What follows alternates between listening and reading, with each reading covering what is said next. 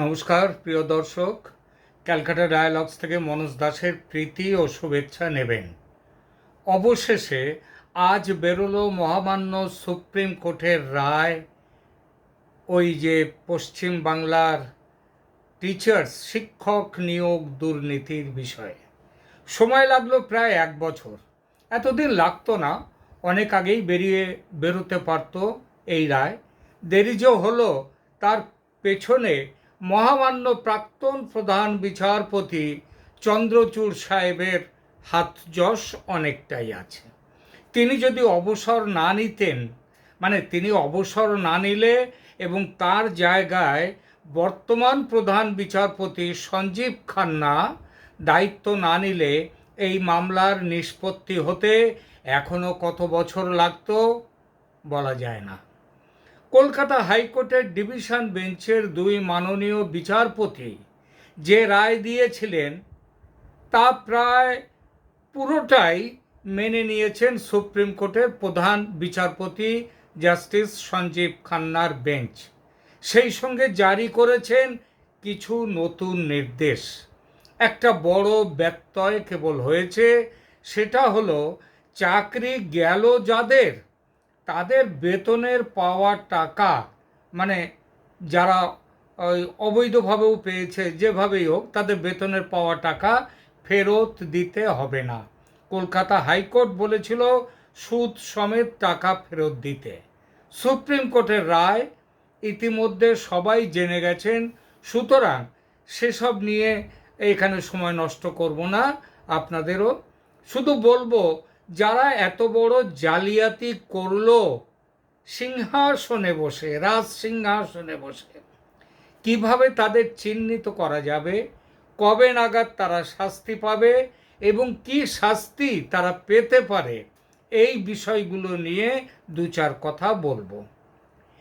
এত মানুষের একসঙ্গে চাকরি যাওয়ার ইতিহাস বা এরকম পুরনো ঘটনা আমাদের দেশে নেই। খুঁজে পেতে 2টো ঘটনার হদিশ পেলাম, একটা হরিয়ানার, অপরটি ত্রিপুরার।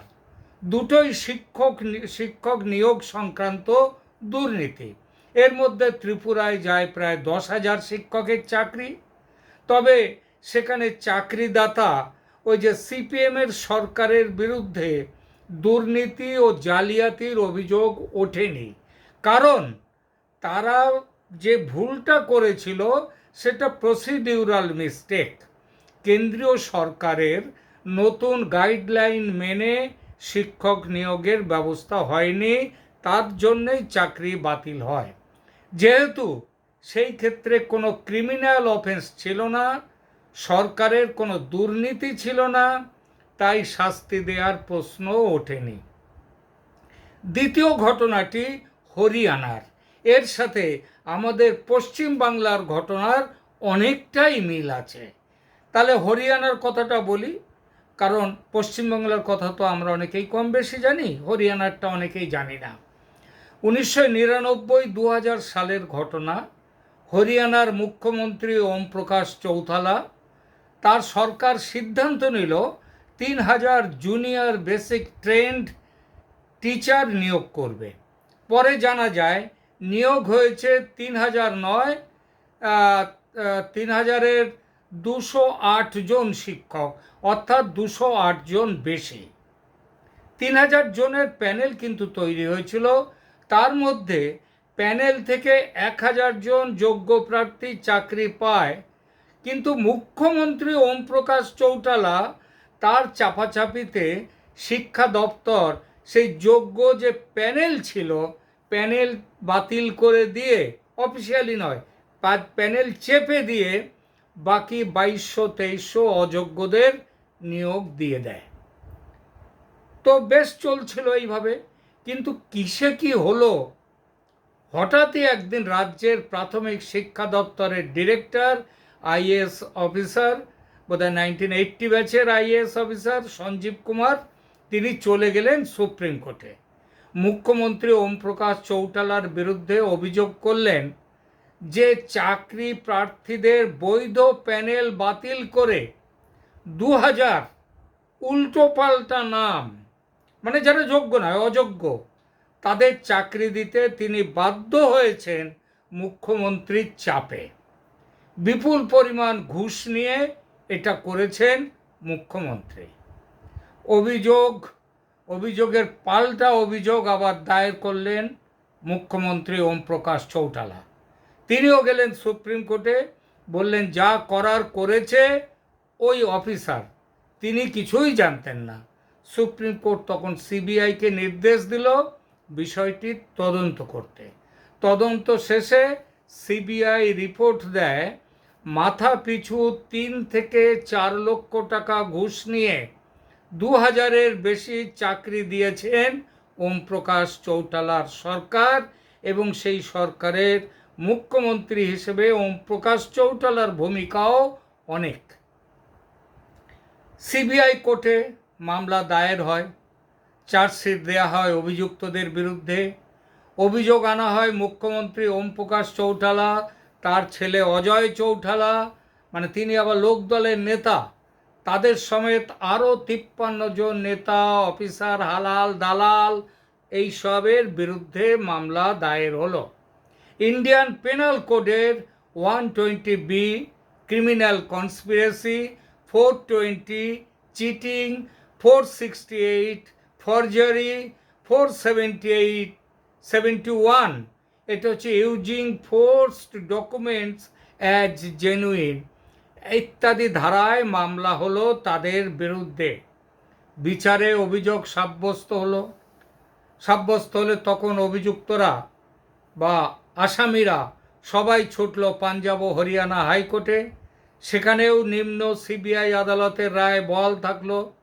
হাইকোর্ট তাদের রায়ে বলে দিল overwhelming evidence to show the spine chilling, মানে মেরুদণ্ড মানে ঠান্ডা হয়ে যাবে, সেই spine chilling state of affairs in the state.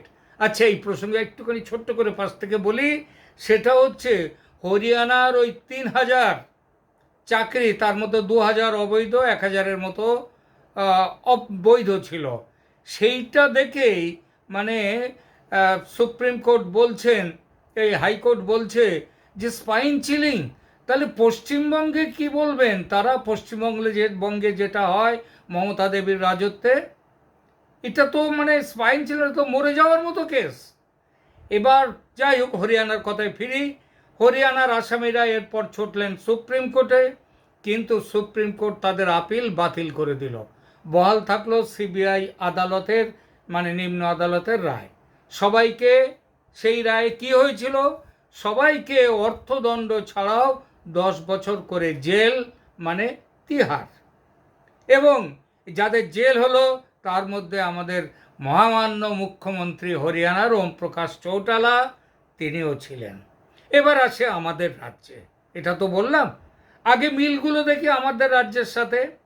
এখানেও ওখানে চলে গিয়েছিলেন সেই অফিসার একজন, যার উপরে দায়িত্ব ছিল, তিনি আর না পেরে হোক আর যে কোনোভাবেই হোক তিনি চলে গিয়েছিলেন সুপ্রিম কোর্টে। এখানেও চলে এসছেন এই যারা চাকরি যারা পাননি, এবং এখানেও একটা অভিযোগের ভিত্তিতে মামলা প্রথম দায়ের হয় অভিজিৎ গাঙ্গুলি, বিচারপতি অভিজিৎ গাঙ্গুলি, প্রাক্তন বিচারপতি এখন, তার আদালতে। এবং তিনি প্রথম কেসটাকে, তিনি এর ভেতরে আছে দুর্নীতি, তিনি প্রথম গন্ধটা বার করেন। এবং তার বিরুদ্ধে আবার সুপ্রিম কোর্টে চলে গেল রাজ্য সরকার যে অভিজিৎ গাঙ্গুলি এইসব কথা বলছেন। তখন কি হলো? তখন এখানেই আরেকটি বেঞ্চে ক্যালকাটা হাইকোর্টে মামলা দেওয়া হলো। এটা হলো এখানে। তো এখন এরপরে আমরা দেখব, এটা হচ্ছে এই রাজ্যের। তারপরে তো আপনারা জানেন ক্যালকাটা হাইকোর্ট তারা রায় দিয়েছিল 2024-এর এপ্রিল মাসের ওই রকম 22-24 তারিখ নাগাদ। আর এই 2025-এর এপ্রিলে সেইখানে তারা বলেছিল কি, তারা পুরো প্যানেল বলেছিল এই দুর্নীতি হয়েছে, পুরো প্যানেল তারা সেই জন্য বাদ দিয়ে দিয়েছিল, পুরো প্যানেল বাতিল করেছিল। এর বিরুদ্ধে পশ্চিমবঙ্গ সরকার সুপ্রিম কোর্টে যায়। সুপ্রিম কোর্টে মহামান্য চন্দ্রচূড় সাহেব 1 বছর ঝুলিয়ে রাখলেন। এখন সঞ্জীব খান্না প্রধান বিচারপতি, তিনি আসার ফলে এই মামলাটা দিনের আলো দেখেছে। এইবার আমরা দেখি হরিয়ানার আয়না দিয়ে দেখি পশ্চিমবাংলায় এই যে আমাদের এখানে যারা এই অপকর্ম করেছে, দুর্নীতি, জালিয়াতি, ষড়যন্ত্র সব করেছে, তাদের কি শাস্তি তারা পেতে পারে সেই ব্যাপারটা আমরা এইবার দেখি। তাহলে সেটা দেখতে গেলে হরিয়ানার সাথে আগে একটু মিলটা খুঁজে নিই। 1 নম্বর হচ্ছে হরিয়ানার ক্ষেত্রে জালিয়াতি দুর্নীতি করে 2000 শিক্ষক নিয়োগ হয়েছিল, মোট 3000-এর মধ্যে আমাদের রাজ্যে প্রায় 26,000। এখানে কতজন সুনীতি আর কতজন দুর্নীতির মাধ্যমে চাকরি পেয়েছে, মানে কতজন এর মধ্যে আসল চাকরি পাওয়ার যোগ্য প্রার্থী কিছু আছে, কিন্তু তারা কারা সেটা বোঝা যাচ্ছে না, কারণ কোনো ভাগাভাগি করা যাচ্ছে না, কারা চোর কারা সাধু। ঠিক আছে, অর্থাৎ সুতরাং আমাদের এখানে 26,000 মানে প্রায় 25,700 কত, তো এই 26,000কেই আমরা ধরি, তার মানে হরিয়ানায় 2,000, এখানে 26,000। অর্থাৎ দুর্নীতি ও জালিয়াতির ওজন মমতার কাছে, মমতা এখানে করেছেন কি, সেটা 13 গুণ বেশি করেছেন হরিয়ানার থেকে। এবার যাই 2 নম্বরে। হরিয়ানার হাজার খানিক বৈধ চাকরি যারা পেয়েছে তাদের তবু একটা হিসেব ছিল, এখানে কিছুই নেই। অর্থাৎ এখানে মমতার দুর্নীতি এত সর্বগ্রাসী, তিনি এবং তার অফিসাররা, তার সাঙ্গপাঙ্গরা, তার নেতারা, তারা এখানে টাকা গোছাতে এত ব্যস্ত ছিলেন, কোনটা আসল কোনটা নকল তার হিসেবটাও রাখেননি। আর ওএমআর সিটফিট নিয়ে যা হয়েছে সে তো আপনারা সবই জানেন, এগুলো কিন্তু ওদের ওখানে হয়নি, হরিয়ানায় হয়নি। তারা একটা পর্যায় পর্যন্ত তারা ঠিক রেখেছিল, শেষ দিকে তারা চুরি করেছে, চুরি করতে গিয়ে দুর্নীতি করেছে। এখানে দুর্নীতি একেবারে যেন গোড়া থেকেই করবে বলে একেবারে মালকোছা বেঁধে সব দুর্নীতি করতে নেমেছে আমাদের এখানে। সরি, মমতা দেবী তো মালকোছা পরেন না, ছেড়ে দিন, মহারাষ্ট্রের মেয়েরা মালকোছা পরে, কিন্তু এখানে তো তা পরেন না আমাদের বাংলার মেয়েরা। যাই হোক, তো সুতরাং হরিয়ানার তুলনায় পশ্চিমবাংলার অপরাধ অনেক বেশি। 3 নম্বর, হরিয়ানাতে শূন্যস্থানের ওপরেও, মানে যত পোস্ট ছিল তার ওপরেও 208 জন লোক বেশি চাকরি পেয়েছিল। দিদিমণির রাজ্যে ভ্যাকান্সি ছাড়িয়ে কতজনকে নিয়োগ দেওয়া হয়েছে সেটার কোনো পাকাপাকি হিসাব নেই। আর এখানে আবার ফেসে গেছে আর এক কেসে, সুপার নিউমারি করে এই যারা বেশি লোকজন যাদেরকে দিচ্ছে আরও সব দেবার, সেখানটা সুপার নিউমারি করে নিয়োগ করেছিলেন, সেটা নিয়েও সুপ্রিম কোর্ট, সেটা নিয়েও কথা উঠেছে, হাইকোর্ট তারও খুব সমালোচনা করেছে, বলেছে এগুলো দুর্নীতির এক একটা অংশ। এই দুর্নীতিটা কিন্তু আমাদের এখানেও হরিয়ানার থেকে আমরা অনেক ওপরে, মানে পশ্চিমবাংলা মমতা দেবীর রাজ্য অনেক ওপরে। 4 নম্বর, হরিয়ানাতে মাথা পিছু 3 থেকে 4 লাখ টাকা করে ঘুষ দেয় প্রার্থীরা, তবে চাকরি পায়, এটা সুপ্রিম কোর্টে জানিয়েছিল সিবিআই। দিদিমণির রাজ্যে এই টাকার পরিমাণের পাকা কোনো খবর নেই, তবে বাজারে যে সংখ্যাটা চলছে, কারণ এখানে তো এটা একেবারে কি বলবো, প্রাইভেট লিমিটেড কোম্পানি একেবারে ওপেন করে দিয়েছিল না, এখানে এই ঘুষের ব্যাপারে বাজারে বাজারে চারদিকে লোক ঘুরে বেরিয়েছে, টাকা দাও চাকরি নাও, টাকা দাও চাকরি নাও। সেখানে হয়তো 40 লাখ নিয়েছে, ওপরে বলছে আমরা 20 লাখ পেয়েছি, কিন্তু যার গেল সে তো 40ই দিল। তবে যাই হোক, বাজারে যে সংখ্যাটা চলছে সেটা শুনেছি এই রাজ্যে 12 থেকে 22 লাখ, কোনো কোনো ক্ষেত্রে 25 লাখ মাথা পিছু দিয়ে তবে একটা মাস্টারির চাকরি পাওয়া গেছে। এর খুব সামান্য একটা অংশ ওই আবিষ্কার হয়েছে পার্থ এবং তার ওই কোন এক বান্ধবী অর্পিতা, হ্যাঁ, তার বাড়িতে কিছু অংশ পাওয়া যাবে। আবার কার বাড়ি? কালীঘাটের কাকুর সাহেবের বাড়ি। নিজের বাড়িতে রাখার মতো বোকা তিনি নন, তার তো আবার দেশে বিদেশে চারদিকে বান্ধবী রয়েছে, অনেক বান্ধবী টান্ধবী আছে, এবং তারা আবার বিদেশের বান্ধবীরা বিদেশের ব্যাংকে তাদের নামে রেখে দেয় টাকা। মানে কি প্রচণ্ড নেটওয়ার্ক ভাবুন। হ্যাঁ, আর এদেশেও তো নিশ্চয়ই থাকতে পারে। শুনেছি তিনি যে বাড়িটা করেছেন, সে বাড়িটা মানে তার কি সোর্স অফ ইনকাম আমি জানি না, দেশের লোক খুব কম জানে, কিন্তু সেই বাড়ির পেছনে কত টাকা গেছে সেটা ভাবলেই বোঝা যায় যে কি দেয়া নেয়া হয়েছে। 5 নম্বর বলি এবার, ওম প্রকাশ চৌটালা যে পুরো হরিয়ানা কাণ্ডের মাথা, সেটা প্রমাণ হয়েছে আদালতে। আর এমনকি জানা গেছে সিবিআই না, ওই যে অফিসারটি যিনি প্রথম যায় তিনি ডকুমেন্ট দিয়েছিলেন যে হরিয়ানার মুখ্যমন্ত্রী ওম প্রকাশ চৌটালা লিখে দিচ্ছেন, এই নামগুলো পাঠাচ্ছেন যাদের চাকরি দিতে হবে। মানে তিনি একবার হরিয়ানা কাণ্ডের মাথা, এটা প্রমাণ হয়েছে আদালতেও। এখানে মাথাকে সেই প্রশ্ন তো এখনো আদালতে ওঠেইনি। তবে এই রাজ্যে একটা কথা কিন্তু খুব চলে এবং সবাই বেদ বাক্য হিসেবে সেটা মানে এবং জানে। সেটা হলো এই রাজ্যে সব কিছুই আছে দিদিমণির নখদর্পণে। তিনি সব কিছু করেন, তিনি নিজে বলেনও এখানে যা সব আমি। আর এখানে ওই যে কে নেতা বলেছিলেন না, পশ্চিমবাংলায় এই যে তৃণমূল রাজনীতি, এই যে তৃণমূল দল, তাদের ওই দলের সবাই হচ্ছে ল্যাম্পপোস্ট, একটাই পোস্ট, সে পোস্ট মমতা বন্দ্যোপাধ্যায়।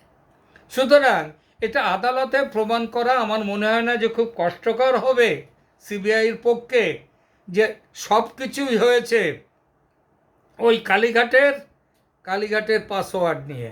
কালীঘাট পাসওয়ার্ড দিয়ে দিয়েছেন, বাস, এবং সেখান থেকে সমস্ত যাচ্ছে। অবশ্য অনেকেই বলতে পারেন যে এসব কথা তো অনেক দিন ধরেই শোনা যায়, কিন্তু পশ্চিমবঙ্গে তো কেন্দ্রীয় সরকার মাথা টাথা ঘামান না খুব একটা বেশি। অনেক আবার সেটিং তত্ত্বও বলতে পারেন। তবে আমার মনে হয় এখন রাজনীতি তো সবসময় এক জায়গায় দাঁড়িয়ে থাকে না, কোনো কালে সেটিং তত্ত্ব থাকতেও পারত, কিন্তু এখন মনে হয় দিদিকে আর মোদির দরকার নেই। এটা ক্রমশ স্পষ্ট যে হচ্ছে গতকাল ওই পার্লামেন্টে ভোটাভুটিতে সেটা বোঝা গেছে। কি বোঝা গেছে? অন্যবার সেখানে আমাদের পশ্চিমবঙ্গের মুখ্যমন্ত্রী ওই যে সব বিভিন্ন বিল টিল পাস করেছিল, আইন হয়েছিল, ওই 370 ধারা, তারপরে 3 তালাক বিরোধী যে বিল, সেই সব যে যখন অ্যাক্ট হচ্ছিল ভোটাভুটির সময়, আমাদের দিদিমণির সব নির্দেশ থাকতো তার দলের সদস্যদের বেরিয়ে এসো প্রতিবাদে, ওয়াকআউট।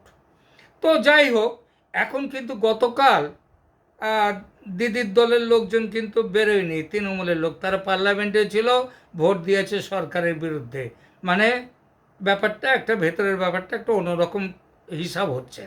এমন সব শুনুন, এখন কথাটা হচ্ছে, এখন সেই জন্যে আমার মনে হয় এবার আমাদের মমতা বন্দ্যোপাধ্যায় তাকে আর খুব একটা সেটিংয়ের দিকে তাকে নিয়ে থাকবে না কেন্দ্রীয় সরকার।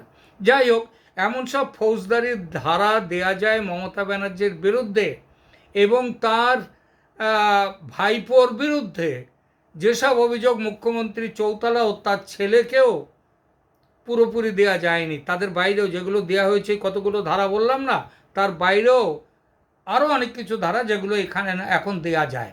সুতরাং পাপ বা অপরাধের ধার ও ভার এই রাজ্যে হরিয়ানার চেয়ে ঢের বেশি, সেটা নির্বোধেও বোঝে।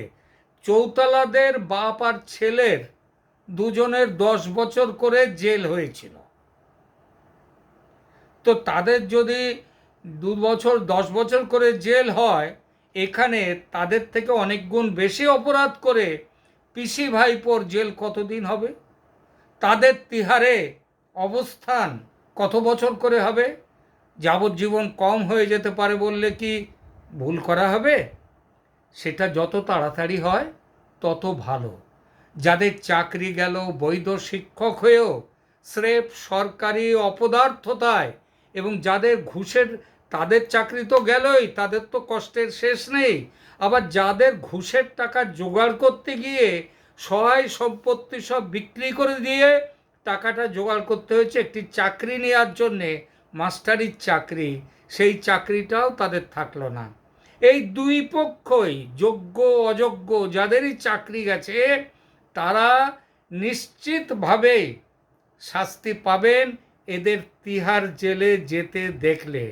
মমতা দেবী আজকে সুপ্রিম কোর্টের রায় ঘোষণার পর একেবারে যেন দুঃখে বিগলিত হয়ে গিয়েছেন। কিন্তু আমি একটা জিনিস ভাবি, রাজনীতি কাকে বলে সেটা কিন্তু বোঝেন এই ভদ্রমহিলা। সঙ্গে সঙ্গে কি বঞ্চিত চাকরি প্রার্থীদের সংগঠন নিজেই খুলে দিয়ে তাদের জন্য নিজেই 7 তারিখে ওই এতে আমাদের